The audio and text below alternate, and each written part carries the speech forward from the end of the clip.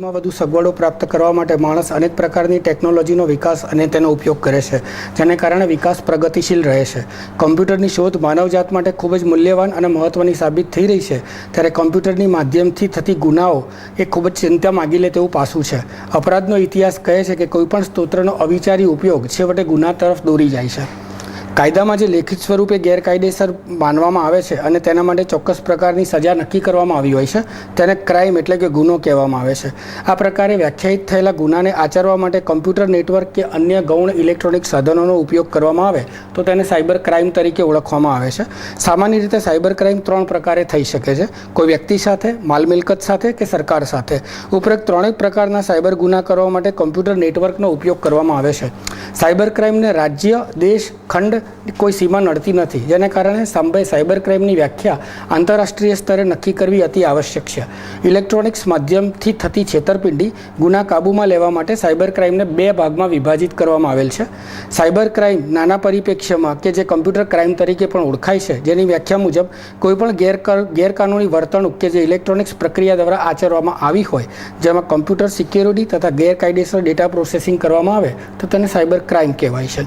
Cyber crime વિશાળ દ્રષ્ટિકોણમાં કે જે કમ્પ્યુટર રિલેટેડ ક્રાઇમ તરીકે પણ ઓળખાય છે, તે મુજબ કોઈપણ પ્રકારનું ગેરકાનૂની કામ કરવામાં આવે કે તેને સંબંધી અન્ય કોઈપણ ગેરકાનૂની કામ કે જેમાં કમ્પ્યુટર સિસ્ટમ કે નેટવર્કનો ઉપયોગ થતો હોય, તેની મદદથી માહિતીનો ગેરકાયદેસર ફેલાવો થતો હોય અથવા તો તેમ કરવાની રજૂઆતો થતી હોય, આવી સઘળી બાબતો સાયબર ક્રાઇમ તરીકે ઓળખાય છે. આટલાથી પણ સાયબર ક્રાઇમને સંપૂર્ણપણે વ્યાખ્યાયિત કરી શકાતું નથી. આ પરિસ્થિતિમાં કોઈ પણ ગુનો કે જે આ વ્યાખ્યામાં સમાવિષ્ટ થયેલો ના હોય તે પણ ખરેખર સાયબર ક્રાઇમ હોય તેવું સંભવિત છે. સામાન્ય સંજોગોમાં ક્રાઇમ એટલે ખોટો એક્સેસ, કમ્પ્યુટરના ડેટા પ્રોગ્રામને નુકસાન, કમ્પ્યુટરને ગેરકાયદેસર રીતે પચાવી પાડવું કે તાબે કરી લેવું, કમ્યુનિકેશન એટલે કે માહિતી સંચારણમાં ગેરકાયદેસર ખલેલ પાડવી, કમ્પ્યુટરમાં જાસૂસી કરવી, ઘૂસણખોરી કરવી વગેરેનો સમાવેશ થાય છે. આટલી વ્યાખ્યાઓ સાયબર ક્રાઇમ માટે પૂરતી નથી. આના મદદથી સાયબર ક્રાઇમ એટલે શું તે મહદઅંશે સ્પષ્ટ થઈ શકે છે. સમાજની પ્રગતિ માટે ઇન્ફોર્મેશન ટેકનોલોજી ખૂબ જ મહત્ત્વનો ફાળો છે, જેથી આધુનિક યુગમાં આઈટીનો વ્યાપ ઘણો વધ્યો છે અને આ જ કારણે આ ક્ષેત્રની મદદથી સમાજને ઘણા બધા ફાયદા થયા છે, તેટલું જ મોટું નુકસાન પણ થયેલું છે. સાયબર ક્રાઇમ કરનાર વ્યક્તિ મહત્ત્વની ગુપ્ત મૂલ્યવાન માહિતીનો સહેલાઈથી દુરુપયોગ કરી શકે છે અને આઈટીના ક્ષેત્રમાં આવા ગુનાઓમાં સહેલાઈથી લોકોને ફસાવી શકાય તેવા લોકોની સંખ્યા દિન પ્રતિદિન વધતી જાય છે. ઇન્ટરનેટના વિશાળ ઝડપી ફેલાવાના કારણે ઘણા ફાયદાઓ મળ્યા છે.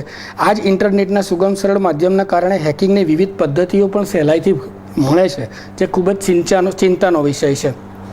સાયબર ક્રાઇમની મદદથી આર્થિક છેતરપિંડી થઈ શકે છે. ક્રેડિટ કાર્ડ અને ગુપ્ત ડિજિટલ દસ્તાવેજો ચોરી શકાય છે. ઓળખની ચોરી થઈ શકે છે. સાયબર બ્લેકમેલિંગનો ભોગ બની શકાય છે. કોઈપણ કંપની, વ્યક્તિ, વસ્તુ કે વસ્તુની ટ્રેડ સિક્રેટ ઇલેક્ટ્રોનિક માધ્યમથી બહાર પડી જવાની સંભાવના વધી જાય છે. કોપીરાઇટ સંદર્ભના પણ ગુનાઓ વધી શકે છે. ઉપરોક્ત બધા ગુનાઓ મોટી કંપનીઓ, યુનિવર્સિટીઓ, સરકારો તથા વિવિધ નેટવર્ક તેમજ ઇન્ટરનેટ વાપરનાર દરેક વ્યક્તિ સાથે થઈ શકે છે. સાયબર ક્રાઇમ કોણ કરી શકે છે એવું વિચારતા તમારી સાથે કામ કરનાર વ્યક્તિ છેતરપિંડી, બ્લેકમેલિંગ વગેરે કરી શકે છે. ત્રીજી પાર્ટી કે જેની પર તમે મુખ્યત્વે વિશ્વાસ મૂકીને આઉટસોર્સિંગનું કામ આપ્યું છે તે તમારી સાથે વિશ્વાસઘાત કરી શકે છે. વિકૃત માનસ ધરાવનાર વ્યક્તિઓ ઉત્સુકતા, જિજ્ઞાસા કે અજ્ઞાનતાવશ નુકસાન કરી શકે છે. ધંધાદારી, હેકર્સ, વેન્ડર્સ, કેડર્સ તમને તકલીફ આપી શકે છે. સીધી ધમકી આપનાર વર્ગ, હરીફ વર્ગ જાસૂસી દ્વારા આપણી માહિતી સાથે ચેડા કરી શકે છે.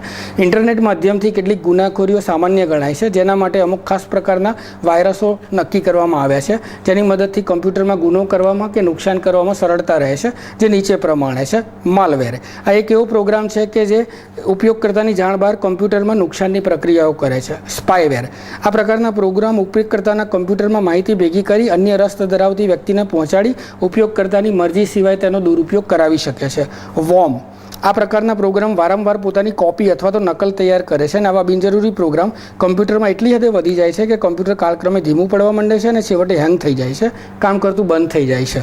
ટ્રેજન હોર્સ આ પ્રકારના પ્રોગ્રામ હુમલાખોર અને કમ્પ્યુટરમાંથી ગુપ્ત માહિતી પહોંચાડવાનું કામ કરે છે, જેમ કે ઓનલાઈન પાસવર્ડ, અન્ય ગુપ્ત સાંકેતિક માહિતી વગેરે ઉપયોગકર્તાની જાણ બહાર હુમલાખોરોને પહોંચાડે છે, જેનો દુરુપયોગ થઈ શકે છે. સ્પામ આ પ્રકારના પ્રોગ્રામ ઉપયોગકર્તાની મરજી વિરુદ્ધ ઢગલાબંધ સંદેશા મોકલાવે છે, તે એક રીતે સ્પામ તરીકે ઓળખાય છે. ઈમેલ સ્પ્રૂફિંગ એટલે કે ઈમેલની છેતરપિંડી, ઈમેલ કે જેમાં મોકલનારનું સરનામું અને હેડર દેખાતું હોય છતાં ઈમેલ કોઈ બીજી વ્યક્તિ દ્વારા જ મોકલવામાં આવ્યો હોય છે. સાયબર બુલિયંગ એટલે કે સાયબર ધમકીઓ, વારંવાર કોઈ નુકસાન કરવાના ઈરાદા સાથે ઇન્ટરનેટ તથા તેના સંલગ્ન માધ્યમ થકી ધમકીઓ આપવામાં આવતી હોય તેને સાયબર બુલિયંગ તરીકે ઓળખવામાં આવે છે.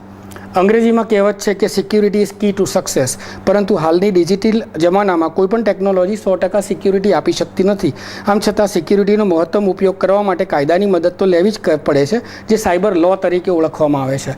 સાયબર ક્રાઇમથી બચવા માટે સામાન્ય પગલાંમાં તેની જાગૃતતા તમને ઘણી બધી રાહત આપી શકે છે, જેમ કે ચાલક પદ્ધતિ સતત અપડેટ કરવી, સારું એન્ટીવાયરસ સોફ્ટવેર ખરીદવું તથા તેને સતત અપડેટ કરવું, સારી કાયદાકીય પોલિસી તૈયાર કરવી, ઈમેલમાં જોવા મળતી ચેઇન લિંક, ગુડલક મેસેજ એવું કશું જોવું નહીં, શંકાસ્પદ મેલ લાગતા હોય તેને ઓપન કરવા નહીં, ઇન્ટરનેટના ઉપયોગ વિશે માહિતી અને ટ્રેનિંગ પૂરી પાડવી, ઉપયોગકર્તાને ઇન્ટરનેટ સંબંધી સોફ્ટવેરથી માહિતગાર કરવા, ઉપયોગકર્તાને ગુપ્ત પાસવર્ડ તથા મહત્ત્વના દસ્તાવેજ કેવી રીતે સાચવવા તેની વિગતવાર સમજૂતી આપવી. Thank you very much.